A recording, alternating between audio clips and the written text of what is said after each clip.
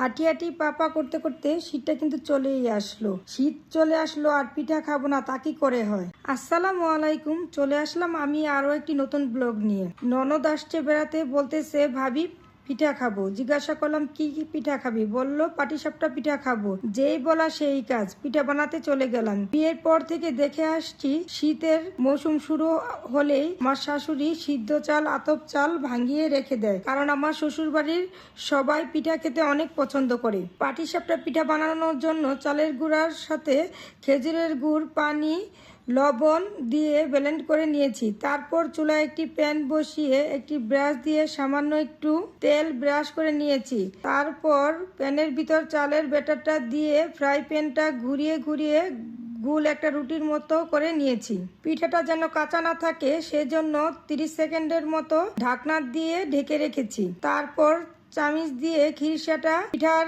মাঝের থেকে একটু সামান্য দূরে, তারপর চামিচ দিয়ে খিরসাটা পিঠাতে দিয়ে পিঠাটা পেঁচিয়ে নিয়েছি। আসলে পিঠাগুলো দেখতে যেমন সুন্দর হয়েছিল, খেতেও অনেক মজার হয়েছিল। সবাই বলেছে পিঠাগুলো নাকি অনেক ভালো হয়েছিল খেতে।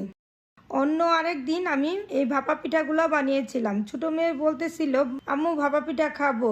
তখন আমার টুনাটুনির গল্পটা মনে পড়ে গেল। তখন আমি টুনির মতো বললাম, ভাপা পিঠা খেতে গেলে তো চালের গুঁড়া লাগবে, নারকেল লাগবে, মিঠাই লাগবে। তারপর আমার শাশুড়ি বলল, আমি সব কিছু জোগাড় করে দিচ্ছি, তুমি আমার নাতিনকে পিঠা বানিয়ে দাও। আমিও চলে গেলাম রান্নাঘরে ভাপা পিঠা বানানোর জন্য। প্রথমে ভাপা পিঠা বানানোর জন্য নারকেলগুলোকে কুড়িয়ে নিয়েছি আর মিঠাইটাকে ছোট ছোট করে কেটে নিলাম।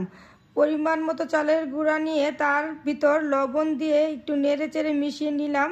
এখন অল্প অল্প একটু পানি দিয়ে মিশিয়ে জালি দিয়ে চেলে নেব।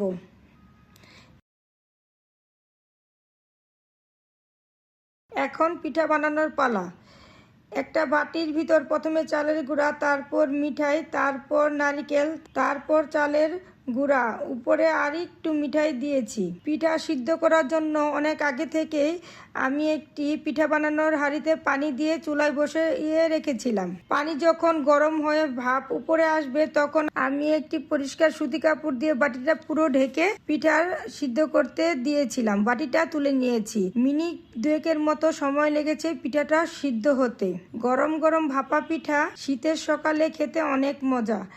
আমার ব্লগ যদি আপনাদের ভালো লাগে, লাইক কমেন্ট শেয়ার করবে, আপনারা আমার পাশে থাকবেন। আর কে কোথা থেকে দেখতেছেন একটু কমেন্টস করবেন। আল্লাহ হাফেজ।